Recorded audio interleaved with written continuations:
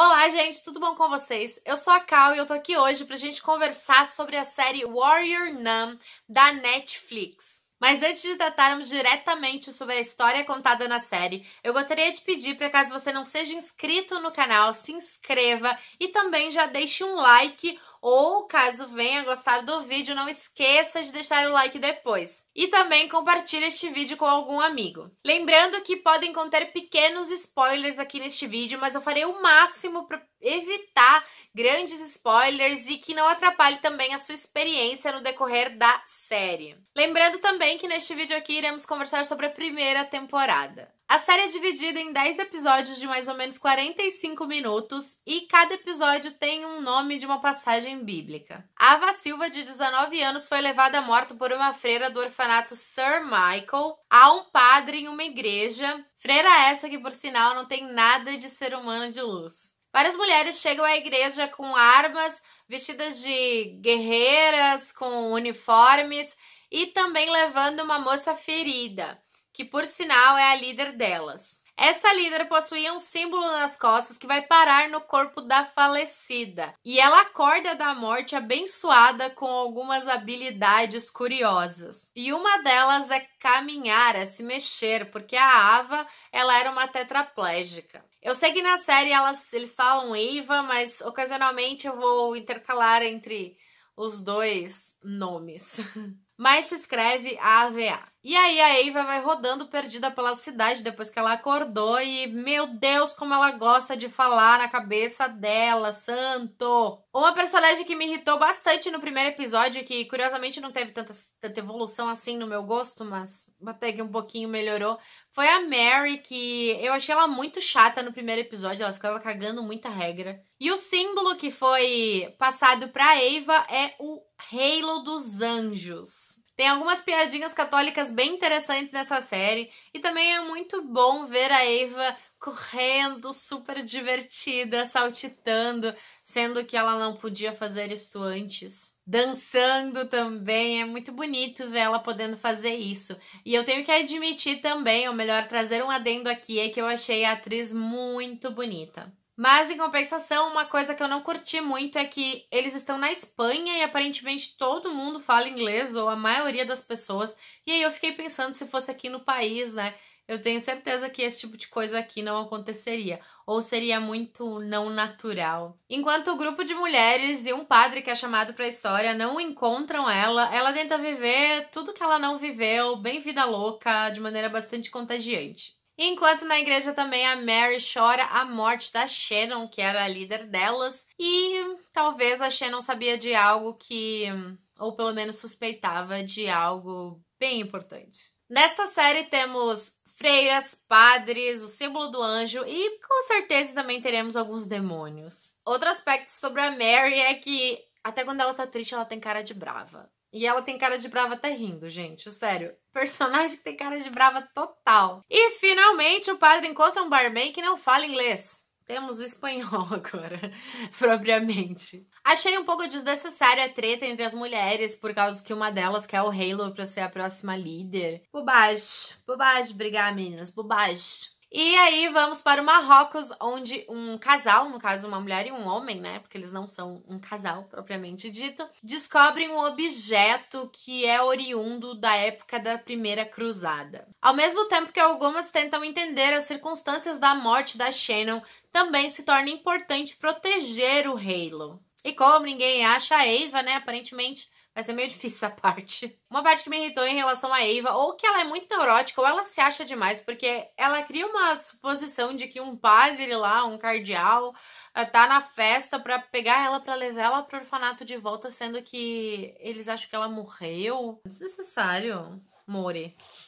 E esta empresa, né, que está realizando esta festa, ela é uma companhia que utiliza de artefatos para produzir diversos materiais super tecnológicos e diferentes e muito evoluídos. Até eles citam a telecinese rapidamente, assim, são coisas bem diferentes, assim, bem tecnológicas, digamos assim. E claramente alguns desses artefatos, ou pelo menos esse que eles encontram, é oriundo de questões religiosas da própria Igreja Católica, enfim, destas teorias. E no segundo episódio, finalmente vemos as freiras em ação, as freiras guerreiras, né? E aí temos um demônio que pra mim, pelo menos, era mais um Transformer que um demônio, gente. Mas eu gostei bastante de ir para o espaço do convento, precisamente, ver elas treinando. Tem uma cena excepcional, que é uma das minhas cenas preferidas, que é, acho que é até a minha cena preferida, que a Mary tá num penhasco e ela dá um tiro numa pessoa. E, enfim, é muito interessante. É uma bela lição de nunca duvide de uma freira, principalmente de uma com uma arma. A Ava fez alguns amigos nesses rolês dela que, honestamente, são totalmente desnecessários pra história. Totalmente. Não servem pra absolutamente nada. Nada, nem o boyzinho lá serve pra alguma coisa. Serve um pouquinho mais que os outros, mas só. É desnecessário, desnecessário. Não sei por que inseriram esses personagens. Essa parte da história não tem nada a ver. Eu achei extremamente jogada, assim. E os personagens simplesmente somem sem muita satisfação. E tem até uma cena de um personagem ligando lá pro negócio, mas daí não acontece nada depois dessa ligação. Parece inútil, assim. Não gostei, gente. Se eu ficar só nas freiras, tá bem melhor. Eu sei que tem muita gente que eu vi, pelo menos, vídeos sobre a série que não gostou da Ava, né? Então, eu entendo, porque ela é muito chata mesmo, e eu acho que eu passei a gostar menos dela depois no decorrer da série, né? Ainda tô nessa descrição aqui que eu tô conversando com vocês, ainda tô no começo, mas eu lembro de ter ficado com mais raiva dela no futuro, no caso, né? Nos próximos episódios. Mas eu gosto de algumas sacadas que ela tem e algumas citações que ela faz, principalmente quando ela citou o Exorcista, que, por sinal, é um dos meus filmes favoritos e também um dos meus livros favoritos. Uma parte interessante é que nós, espectadores, podemos ver claramente que os servos de Deus não necessariamente representam, ou pelo menos nem todos, representam o seu nome de maneira satisfatória, de maneira coerente e justa. E não egoísta, né?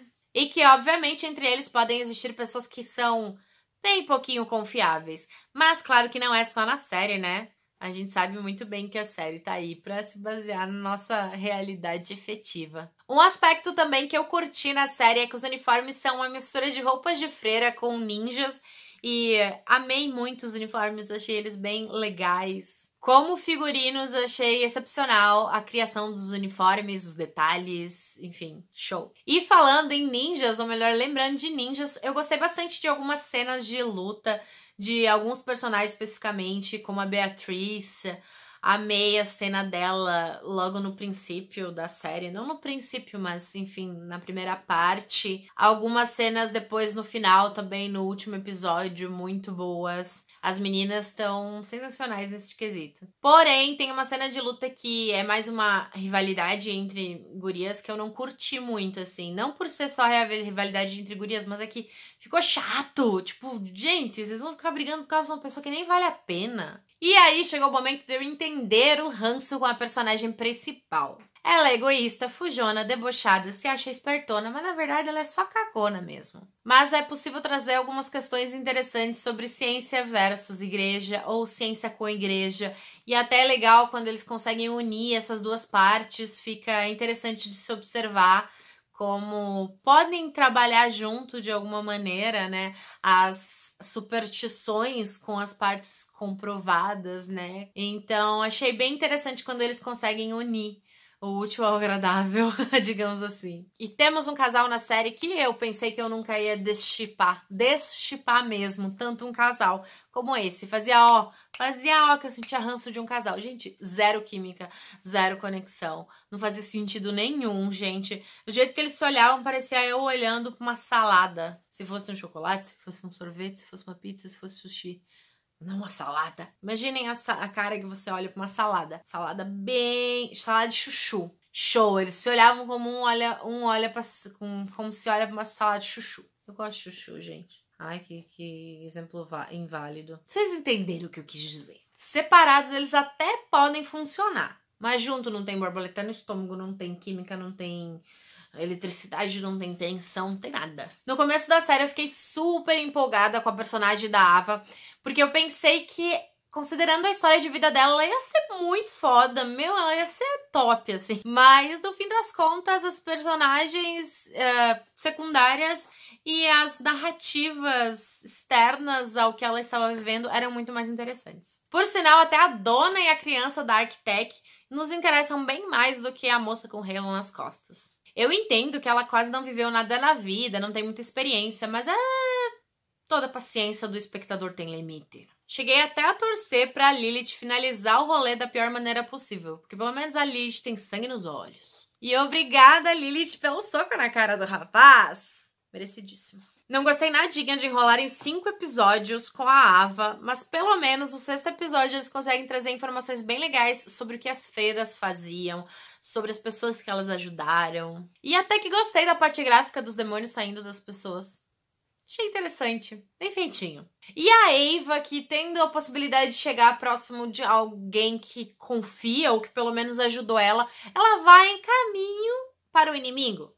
Que, neste caso, pode não ser tão inimigo assim. Porque às vezes o inimigo é amigo. E às vezes o amigo é o inimigo. Fica a mensagem. Mas era só pra eu dizer que eu gosto bem mais das outras freiras do que dela. E por sinal, Beatriz, melhor personagem disparado. E Camila também merece a medalha de prata. Gostei muito dela. E finalmente, no 8º episódio, os mistérios começam a ficar bastante interessantes. Uma pena que a força-tarefa efetiva só se reuniu agora. Vendo eles votando no novo Papa, né, eu lembrei bastante de Dois Papas, que é um filme muito bom, que tá na Netflix, do Fernando Meirelles. Então, já indico aqui pra vocês que gostam deste tema, assistam Dois Papas, gente. Não tem adolescentes, Dois Papas é muito bom. E a segunda cena que eu mais gostei foi a morte aunhada.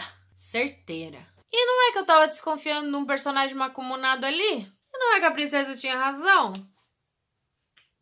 Sabia que tinha coisa aí. E uma parte interessante no final é que teve uma cena, tipo, uma cena só, mas que eu lembrei muito do Stephen King. Parece que foi escrita, aquela cena foi escrita pelo Stephen King, que lembra muito as histórias meio doidinhas do King. E claramente finaliza de um jeito que tenta nos deixar sedentos pela segunda temporada, que por sinal já foi confirmada. Resumidamente, o que eu achei da série é que até o 5º episódio eu tava achando bem fraco, salvo alguns detalhes, mas sabemos muito bem que detalhes não salvam 5 episódios. Comecei muito animada, amei a premissa, mas a série não me entregou o que eu esperava. Talvez as minhas expectativas eram muito altas, mas pelo menos os últimos episódios me deixaram bastante interessada. Uma pena é que eu acabei me sentindo enrolada por todos os outros. Mas ainda assim eu admito que tem leves expectativas, obviamente que muito mais baixas em relação à segunda temporada. E eu gostei bastante dos efeitos visuais, tô curiosa pra saber o que eles vão fazer na continuação. Acredito que era isso que eu gostaria de falar sobre Warrior Nun. Me contem ali nos comentários se vocês já assistiram essa série e o que vocês acharam. Muito obrigada por vocês terem assistido ao vídeo. Não esqueçam do like e também de se inscrever no canal. Um grande beijo, tchau, tchau!